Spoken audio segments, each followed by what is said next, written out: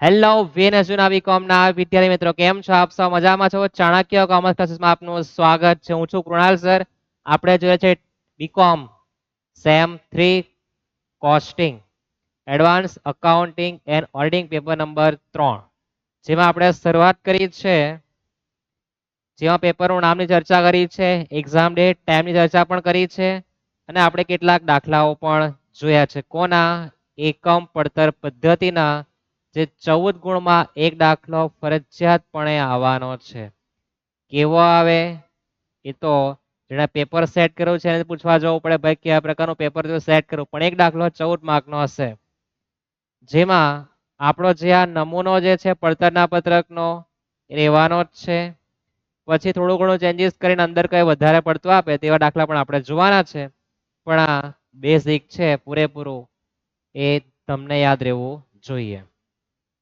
તો શરૂઆત કરીએ લેક્ચર 1 અને 2 જોઈ લેવા જે તમારા કોઈ પણ પ્રકારના કન્સેપ્ટ જો ક્લિયર નહીં હોય તો ત્યાં થઈ જશે ચલિત ખર્ચ કોને કહેવાય સ્થિર ખર્ચ કોને કહેવાય પ્રાથમિક પડતર પહેલાના ખર્ચા ચલિત છે બાકી બધા સ્થિર છે ચલિતમાં એકમ દીઠ જોવાનું સ્થિરમાં રકમ રૂપિયા જોવાનું દરેક વસ્તુનું ક્લિયર કટ ત્યાં થવાનું છે અહીંયા આપણે થોડું ઝડપથી જોવાના છે આપણો જે નમૂનો છે એક જ પેજ પર મારો સેટ નથી એટલે મેં બાકીનું નીચે લખેલું છે તમારે એક જ પેજ પર બધું થવું જોઈએ હા તમારે આવો ને અડધું અડધું કરી નાખવાનું ખ્યાલ આવે જે પહેલી વખત લેક્ચર હતા એના માટે ખાસ સૂચના કે આખો નમૂનો એક જ પેજ પર છે એક સાથે જ લખવાનો આ તો જગ્યા ખૂટી એટલે આપણે સાઈડ પર થોડું સેટ કર્યું છે નમૂનો દરેકની યાદ હશે આપણે રકમ તરફ જઈએ સૌપ્રથમ રકમ વાંચવી અને ત્યાર પછી દાખલાનું શુભ મુહૂર્ત ક્યાંથી કરવું એ પણ આપણે ચર્ચા કરી છે તો આપણને દાખલો આપેલા છે રોહિત લિમિટેડ આ દાખલો ગયા વર્ષની એક્ઝામનો છે મહત્તમ ઉત્પાદન ક્ષમતા 8000 એકમની છે આપણી કેપેસિટી કેટલી છે 8000 એકમની 23-24 માં આપણે નીચે મુજબ બધી માહિતી આપી છે માલ સામાન મજૂરી કારખાના પરોક્ષ ખર્ચા કૌંસમાં 60% ચલિત તો આપણા મગજમાં શું વિચાર આવવું જોઈએ 60% ચલિત તો 40% સ્થિર કહેવાય હવે તમને શીખવેલું છે ઓફિસ પરોક્ષ ખર્ચા 60% સ્થિર તો 40% ચલિત આપણે તમને કીધું છે વેચાણ પર મિશન નહીં કમિશન છે શું છે કમિશન કમળનો કો ખાઈ ગયા છે વેચાણ પર કમિશન એ આપણો ચલિત ખર્ચો કહેવાય વેચાણ વિતરણના શીર્ષકમાં યાદ છે ને સ્થિર વેચાણ ખર્ચા વેચાણ કિંમત એકમ દીઠ 3000 આપી છે ખરેખર વેચાણ ખરેખર ઉત્પાદનના 80% જે 4800 એકમ છે ગઈકાલ જેવું જ છે જો લેક્ચર નંબર 2 એમાં આપણે જોઈ ગયા છે યાદ છે કે લેક્ચર નંબર 1 માં લેક્ચર નંબર 1 માં છે જો ત્યાં સેમ દાખલો છે તેના જેવો જ શું કરવાનું 4800 ભાગ્યા 80% કરવા તો 8×6 = 48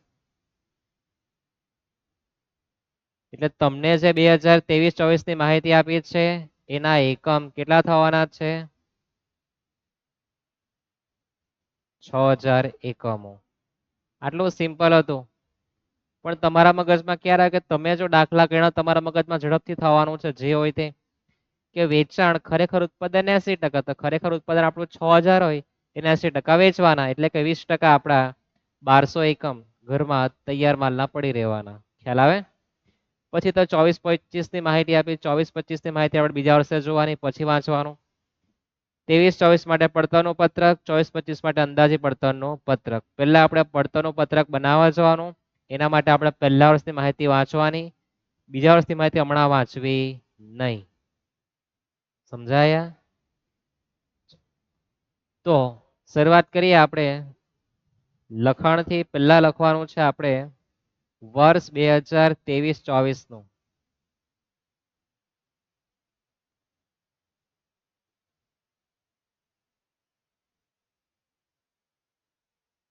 પડતરનું પત્રક વિગત એકમ દીઠ અને રકમનું ખાનું એકમ દીઠના માથા પર કેટલા એકમ લખવાના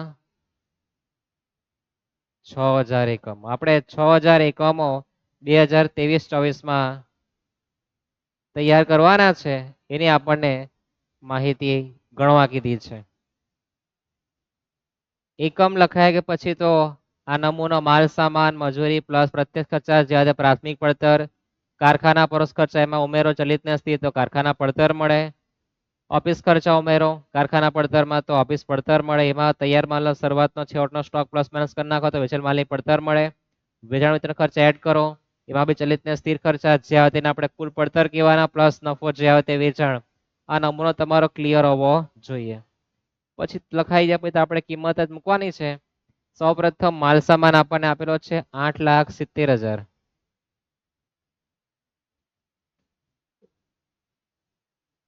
રૂપિયા છે તો રૂપિયાના ખાનામાં લખવા જવું ભાગ્યા કેટલા કરવાના છે 6,000 8,70,000 ભાગ્યા 6,000 એકમ તો 145 થઈ ગયું આટલું રૂપિયા આપેલા છે માલ સામાનના તો રૂપિયા લખવાનું અને ભાગ્યા 6,000 એકમ કરો ત્યાર પછી પ્રત્યક્ષ મજૂરી આપણને આપી 7,50,000 તો 7,50,000 ભાગ્યા 6,000 એકમ તો 125 થવાના છે પ્રત્યક્ષ ખર્ચનો ઉલ્લેખ કરેલો નથી તો ડેશ જે આવે તે આપણી પ્રાથમિક પડતર 145 વત્તા 125 તો થવાના કેટલા 270 ગુણ્યા કેટલા કરવાના 6,000 એકમ તો બાજુવાળા ઘરે કેટલા આવે 16,20,000 270 ગુણ્યા 6,000 કરો તો 16,20,000 આવે અથવા તો 8,70,000 વત્તા 7,50 કરો તો બી કેટલા થવાના છે 16,20 થાય તમને જે ઠીક લાગે તે ત્યાર પછી કારખાના પરોક્ષ ખર્ચમાં શું કર્યું છે વાંચો 60% ચલિત તો તમારા ભેજામાં શું આવવું જોઈએ 60% ચલિત તો 40% સ્થિર કહેવાય આ તમારા ભેજામાંથી નીકળવું જોઈએ કે 60% ચલિત છે તો 40% સ્થિર કહેવાશે હવે કારખાના પરોક્ષ ખર્ચા તમને કેટલા આપ્યા છે જો કેટલા છે 6 લાખ તો 6 લાખ ગુણ્યા 60% કરો 3,60,000 6 લાખ ગુણ્યા 40% કરો 2,40,000 થાય છે આટલો હવે તો ભાગ્યા કરી દેવાનું 3,60,000 ભાગ્યા 6,000 એકમ તો 6×36 એટલે 60 અને 2,40,000 ભાગ્યા 6,000 કરી દેજો તો 40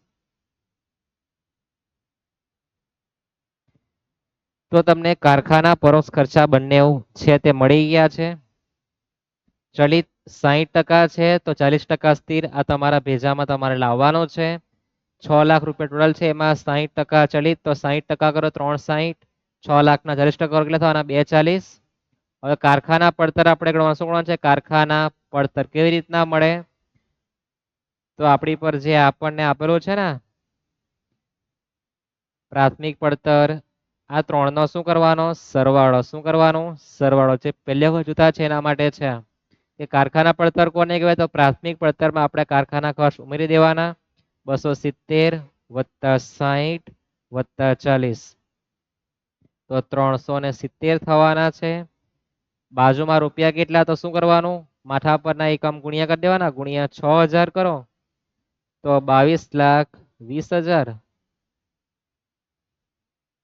અથવા તો 16,20,000 પ્લસ 360 વત્તા 240 આ ત્રણેયનો સંગમ કરો તો કેટલા આવે 22,20,000 સમજાય આટલું ત્યાર પછી ઓફિસ પરોક્ષ ખર્ચા આપેલા છે એમાં પણ કીધું છે કે 60% સ્થિર છે જોઈ શકો તમે 60% સ્થિર તો 40% ચલિત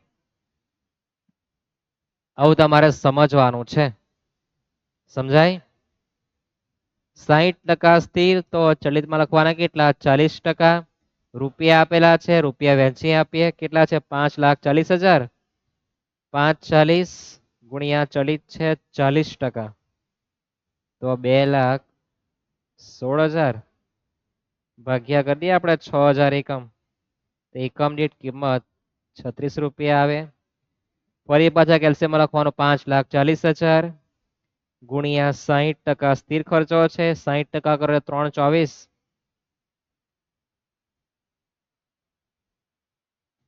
324 કેલ્શિયમ છે જ ભાગ્યા 6000 કરી દો તો 54. હવે આપણે ગણવાની છે ઓફિસ પડતર. ઓફિસ પડતર એટલે કે કારખાના પડતરમાં ઓફિસ ખર્ચા ઉમેરી દેવાના. 370 વત્તા 36 વત્તા 54 460. 460 ગુણ્યા 6000 એકમ કરવાના તો આપણી પર થવાના છે 27,60,000 અથવા તો 22,20,000 પ્લસ 2,16,000 વત્તા 3,24,000 કેટલા થવાના 27,60,000. તૈયાર માલનો શરૂઆતનો અને છેવટના સ્ટોકમાં તો આપણે પહેલા લેક્ચરમાં જોઈ ગયા યાદ છે. ખરેખર ઉત્પાદન 80% વેચાય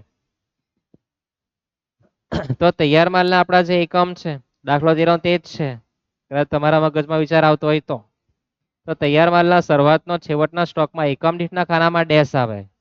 એની કોઈ એકમ દીઠ કિંમત આવતી નથી. આપણે જે આ કિંમત છે 460 એ લખવાની બેઠી જ. હવે 1200 એકમો આપણે વેચવાના નથી. કેટલા એકમો વેચવાના 4800. કેટલા વેચવાના 4800 યાદ છે ને. 4800 એકમનું આપણે વેચાણ કરવાનું છે. મારે 6000 એકમ ઘરમાં બનાવેલા છે મેં એમાંથી 1200 એકમ નથી વેચવાનો. કેટલા વેચવાના માત્ર 4800. તૈયાર માલના આખાના સ્ટોકમાં તમારે લખવાના કેટલા 1200. પછી શું કરવાનું યાદ છે ને 4800 ગુણ્યા 460. શું કરવાનું 4800 ગુણ્યા 460 તો 22,08,000 આપણી કિંમત આવે. શરૂઆતનો સ્ટોક દેશ જ છે. આખરના સ્ટોકના રૂપિયા કેટલા માઇનસ કરવાના તો તમારે બે ધંધો થાય 3 રીતના બી થાય. તમને જે ઠીક લાગે તમને બધી રીત બતાવવાનો છું. પહેલા તો 27,60,000 એમાંથી માઇનસ કરી દેવાના 22,08,000 તો 5,52,000 રૂપિયાના તમારા આખોનો સ્ટોક તમે ઘરમાં રાખવાના છે. અથવા તો આ 460 ગુણ્યા કરી દો 1200 તો પણ કેટલા આવે 5,52,000. તમને જે ઠીક લાગે તે 1200 ગુણ્યા કેટલા કરી દેવાના 460.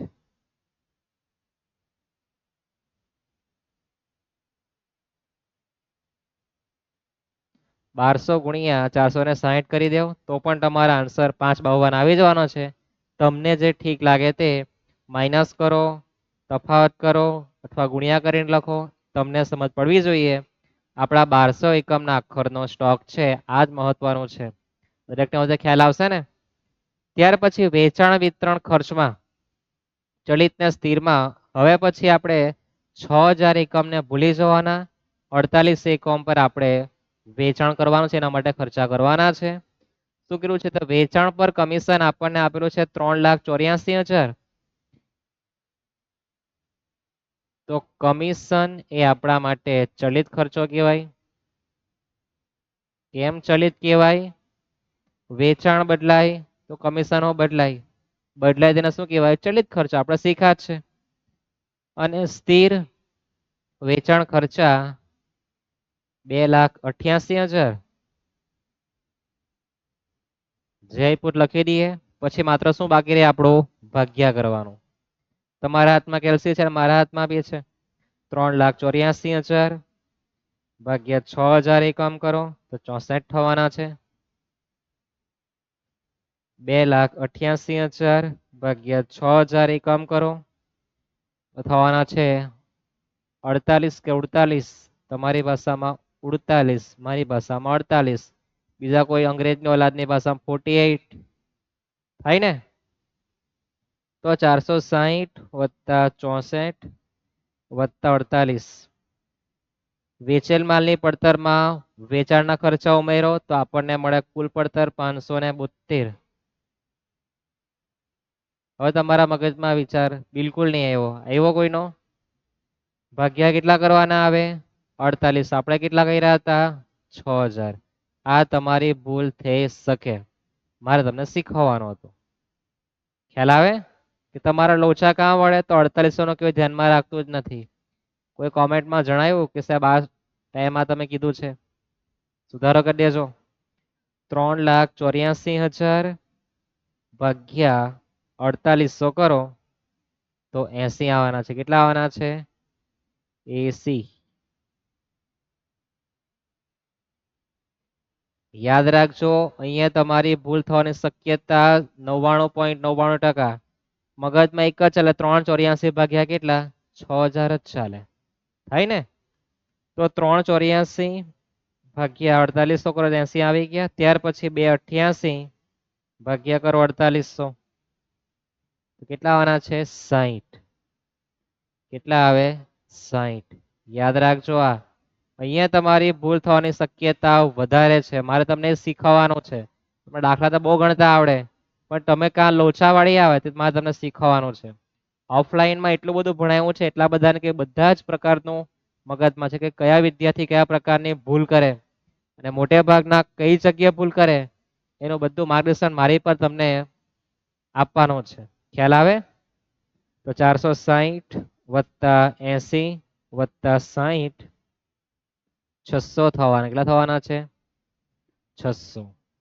હવે નફો કેટલો તો નફો ખબર નથી. 600 ગુણ્યા 4800 કરી દેજો તો 28,80,000. 28,80,000 નફો ખબર નથી પણ વેચાણ કિંમત એકમ દીઠ 3000 આપી છે. કેટલી આપી છે 3000. 600 રૂપિયાની વસ્તુ બનાવી આપણે એને વેચવાના કેટલામાં છે 3000 માં. તો વચ્ચે 2400 રૂપિયા એકમ દીઠ નફો થાય. જો પડતરના 4 ગણો નફો થતો છે. એમ જોવા જાય તો પ્રિન્ટિંગ મિસ્ટેક હતી. તમે પેપર જો ઇંગ્લિશ વર્ઝન ગુજરાતી વર્ઝન બંને તો એ બંને વર્ઝનમાં અલગ અલગ છે. પણ આપણને જે આપે તે પ્રમાણે આપણે ગણવાનું, કારણ કે આપણું જે પેપર છે તેના સંદર્ભે સોલ્યુશન પણ તૈયાર કરવાના સાહેબ લોકો. એટલે આપણે ઇંગ્લિશ વર્ઝન જોઈને આપણે સુધારા ઉધારા કરી આવીએ તો આપણે ની અહીંના ની તો અહીંના થઈ જઈએ. ખ્યાલ આવે? જે આપે તે લખવાનું. બાકી કોઈ વસ્તુ તમે 600 રૂપિયાની હોય ને 2400 રૂપિયા નફો 4 ગણો નફો એનું કોણ વેચે? આ કોરોના કાળ નથી કે પેલું 5-10 રૂપિયાનું પડીકું આવે જેના વગર લોકોને ચાલે જ નહીં. તેનો ભાવ 20 રૂપિયા ને 25 રૂપિયા ને 50 રૂપિયા લોકો ખાવા તૈયાર. ખબર ને કઈ વસ્તુ છે? સમજાયું ને? રિપીટ કરીએ. કોરોના કાળમાં 5 રૂપિયાનું પડીકું આવતું છે. આમ કહીને ખાવા દો. દાને દાને મેં કિસકા દમ આપકો જાનતે એમ કે ને. ખ્યાલ આવ્યો ને? હા, તમે જાણી ગયા. ચાલો હવે 2400 જે છે એના ગુણ્યા કેટલા કરવાના 4800. તો આન્સર બહુ મોટો આવવાનો છે 1,15,20,000. 3000 ગુણ્યા 4800 1,44,00,000.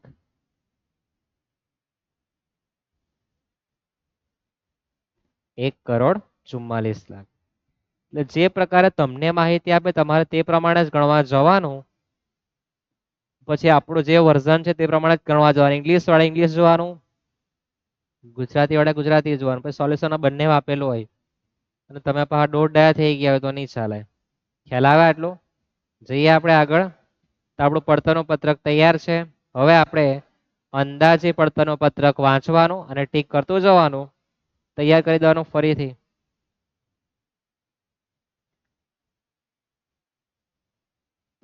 વર્ષ 2024-25 માટે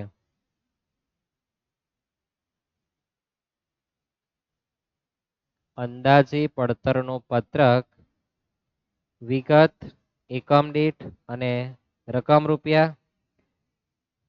વાંચતું જવાનું અને લખતું જવાનું. ઉત્પાદન અને વેચાણ પૂર્ણ ક્ષમતાએ થશે. પૂર્ણ ક્ષમતા એટલે આપણી મહત્તમ કેપેસિટી છે કેટલી 8000 એકમની. તો આપણે 8000 એકમો વેચવાના છે. તો એકમ દીઠના માથા ઉપર લખવાના કેટલા?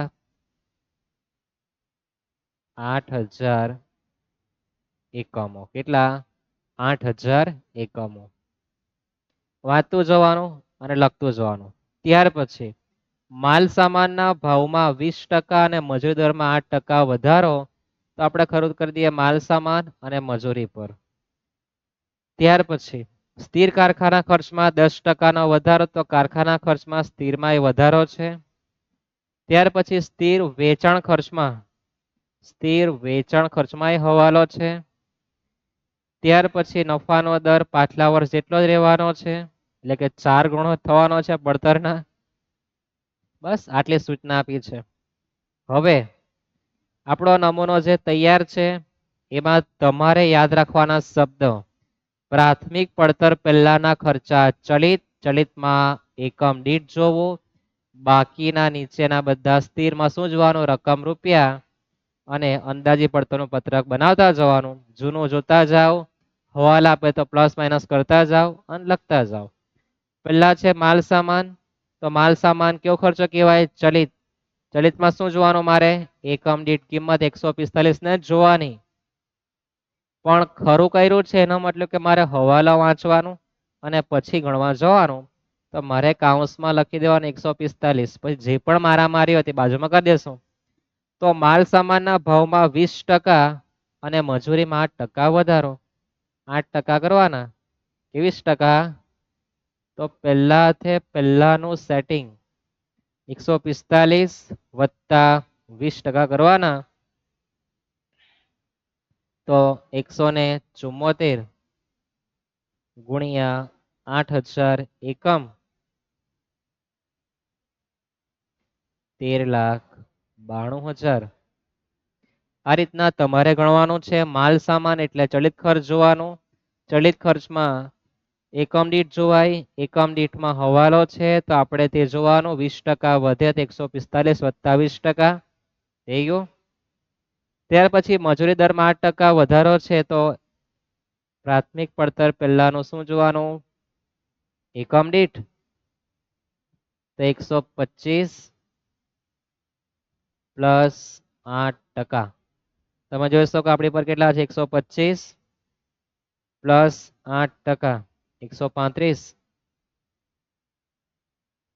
ગુણ્યા 8000 એકમ, 10,80,000. પ્રત્યક્ષ ખર્ચનો કશે ઉલ્લેખ કરેલો નથી. યાદ રહેશે આટલો. પ્રાથમિક પડતર પહેલાના ખર્ચા ચલિતમાં શું જોવાનું? એકમ દીઠ. અને પછી પ્લસ માઇનસ કરવાનું છે. હવાલા આપે તો નહીં આપે બેઠું છાપવાનું. પ્રાથમિક પડતર ગણી 174 પ્લસ 135, તો 309 થવાના છે. ગુણ્યા કરી દેવ 8000, તો 24,72,000. સરવાળો કરો તો બી તમારો આન્સર એટલો જ થવાનો છે. ત્યાર પછી કારખાના પરોક્ષ ખર્ચમાં પહેલા ચલિત છે. ચલિતમાં શું જોવાનું? એકમ દીઠ કેટલા છે? 60. હવાલો કોઈ નહીં મળે. 60 લખવાના. ગુણ્યા કેટલા કરવાના? તો 60 ગુણ્યા 8000, 848, 480. ત્યાર પછી સ્થિર કારખાના પરોક્ષ ખર્ચમાં સ્થિર જોઈએ તો સ્થિરમાં હવાલો છે. સ્થિરમાં શું જોવાનું આવે મારે? રકમ રૂપિયા જોવાના આવે. તો 2,40,000 જોવાના. એટલે મારે કાન ખુલ્લા રાખીને આંખ સાફ કરીને અહીં લખી દેવાનું 240. પછી વાંચવાનું શું કીધું છે? સ્થિર કારખાના ખર્ચમાં 10% વધારો એટલે વત્તા લખવાનું. અને જેવું લખે તેવું કામ કેલ્સીમાં કરવાનું. 240 વત્તા 10%, તો 2,64,000 રૂપિયા થવાના છે. ભાગ્ય કરી દેવ 8,000, તો 33 રૂપિયા એકમ દીઠ કિંમત આવે. જે આ તે કારખાના પડતર. હવે તો કારખાના પડતર દરેકને ખ્યાલ હશે કે પ્રાથમિક પડતર 309 પ્લસ 60 પ્લસ 33, તો 402 ગુણ્યા 8,000 એકમ, તો 32,16,000. પ્લસ કરી દે તો તમારો આન્સર આવી જવાનો છે 2472 480 ને 264 ખ્યાલ આવે. ત્યાર પછી ઓફિસ પરોક્ષ ખર્ચમાં જઈએ તો ચલિતમાં એકમ દીઠ અને સ્થિરમાં રકમ રૂપિયા જોવા જવાનું. હવાલો કોઈ નથી, ચલિતમાં 36 લખવાના, પેલામાં 324. ચલિતમાં 36 અને સ્થિરમાં રકમ રૂપિયા 324. 36 ગુણ્યા 8000 કરી દેજો, 2,88,000.